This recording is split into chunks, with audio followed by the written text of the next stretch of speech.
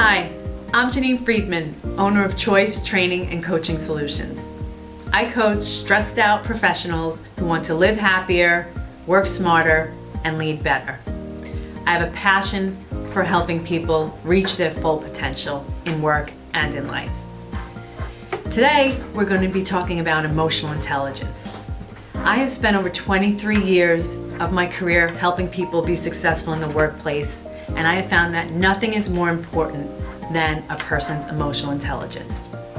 In the past, organizations thought that it was IQ that would help somebody be successful at work, and what study after study has shown is that it's not IQ, it's actually EQ, your emotional intelligence quotient, that is responsible for your success in the workplace.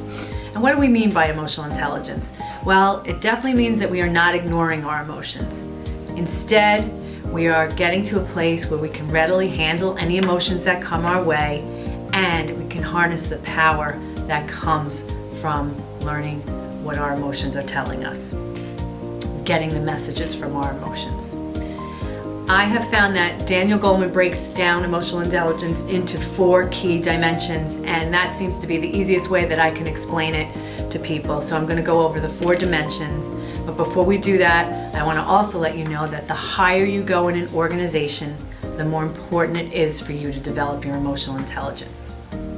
The first of the 4 dimensions is self-awareness, and that is all about knowing who you are, knowing your strengths and weaknesses, and being aware of your warning signs for stress.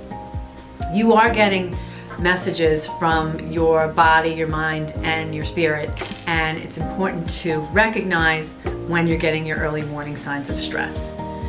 I actually did a video on this in our stress management series, so feel free to check back into that so you can get a great listing of all the different types of warning signs.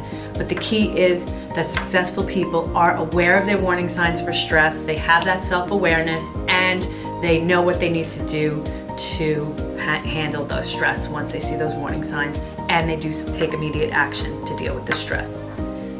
The second dimension of emotional intelligence is self-management.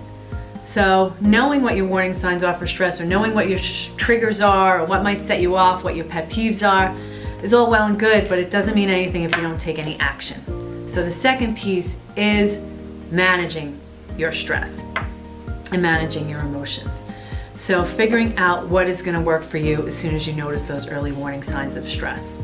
And that could be different for every person, but across the board, we all need to look at our self-care, because if we are not taking care of ourselves, it's going to be very hard for us to handle self-management and handle our stress. So making sure that you're getting those 8 hours of sleep, making sure that you are eating well, that you're getting your exercise. For me, my most important self-management piece besides those 3 would be mindfulness and meditation. I know that having a regular meditation practice keeps me centered and calm, so that when stress or emotions come my way from work or personal life, I'm better able to handle them. The key is figuring out what's going to work for you and putting that in place.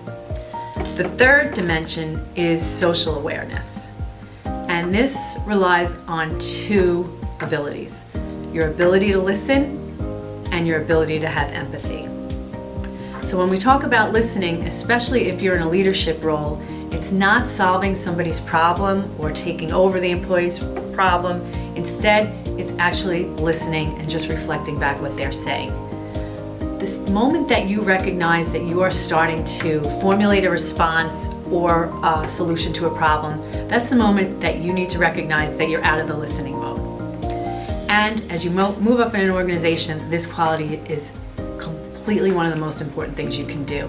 In fact, there's no greater way that you can show that you value a member of your team than by just giving them your full attention and listening. And the other piece is empathy, and that is being able to put yourself in the other person's shoes. Lastly, we have our 4th dimension of emotional intelligence, and that is relationship management. As you know, at work and in life, it's really all about the relationships.